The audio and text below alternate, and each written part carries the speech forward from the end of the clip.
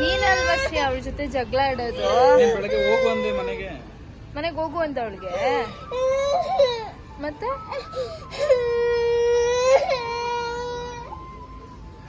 ಬಿಡು, ಫೋನ್ ಮಾಡ್ಕೊಡ್ತೀನಿ, ಬಾಯ್ ಹೇಳು ಆಯ್ತಾ. ಬಾ ಬಾ ಶ್ರೇಯಾ, ಬಾ ಒಳಗಡೆ ಹೋಗಿ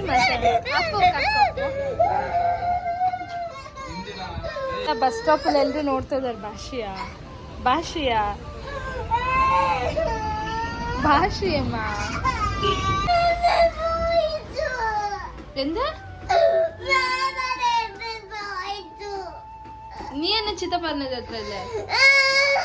നീ പറഞ്ഞ മേമക്ക് പിന്നെന്ത് പറഞ്ഞു? നീ എന്ത് പറഞ്ഞു മേമക്ക്?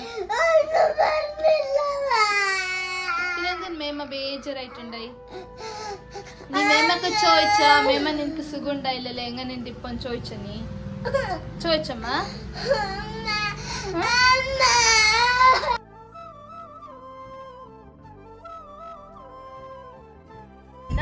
ಅವಳಿಗೆ ಚಿಕ್ಕಮ್ಮನ್ ಕಂಡ್ರೆ ಇಷ್ಟ ಆಸೆನಾ ಅಂತ. ನಾನ್ ಹೆತ್ತಿರ್ಬೋದು, ತಿಕ್ಕ ತೊಳೆದಿದ್ದು, ಊಟ ಮಾಡಿಸಿದ್ದು ಅವಳಿಗೆ. ಅವಳು ಇವಾಗ ಇಷ್ಟೊಂದು ಆಕ್ಟಿವ್ ಆಗಿದ್ದಾಳೆ, ಮತ್ತೆ ಅವಳು ಓದೋದ್ರಲ್ಲಿದ್ದಾಳೆ ಅಂತಂದ್ರೆ ಎಲ್ಲದಕ್ಕೂ ಕಾರಣನೇ ಅವಳಲ್ವಾ?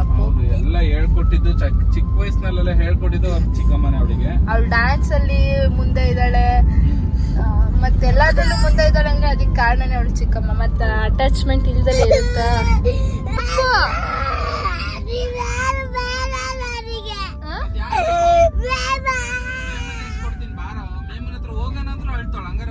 ಅಯ್ಯೋ ಅಪ್ಪು, ಅವಳು ಹೋಗಿರೋ ತರೀಕೆರೆಗೆ, ನೀವ್ ಈ ಕಡೆ ಸೈಡ್ ಹೋದ್ರೆ ಬಸ್ ಹೋಗ್ಬಿಟ್ರೆ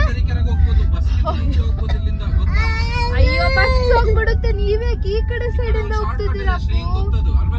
ಶ್ರೀಯಾ ಈ ಕಡೆಯಿಂದ ಹೋದ್ರೆ ಲೇಟ್ ಆಗಲ್ವಾ ಶ್ರೀಯಾ? ನಿಮ್ ಫ್ರೆಂಡ್ಸ್ ನ ಪಿಕಪ್ ಮಾಡ್ಕೊಳಕ್ ಬಸ್ ನಿಲ್ಲಿಸ್ತಾರಲ್ಲ, ಒಳಗಡೆ ಹೋಗ್ತಾರಲ್ಲ. ಬಾ ಬೈಲ್. ಹೌದು ಬಾ ಶ್ರೀಯಾ.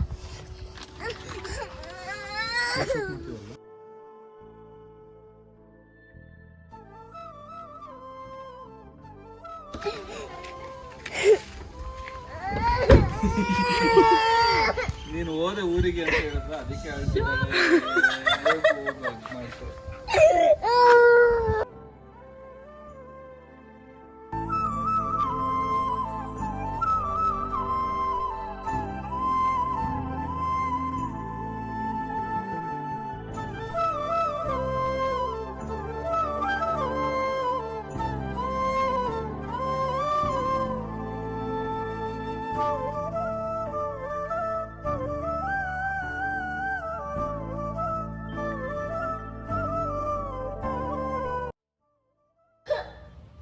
ಏನಾದ್ರು ಹೇಳಕ್ ಅನಿಸ್ತಿದ್ಯಾ ರಂಜು?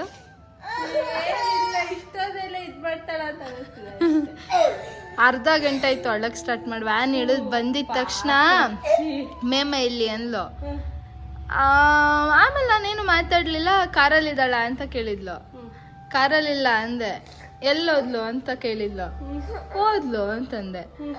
ಸ್ಟಾರ್ಟ್ ತಗೋ ಅಲ್ಲಿಂದ ಅಳೋದಿಕ್ಕೆ. ಪಾಪಚ್ಚಿ ಪೋಟೆ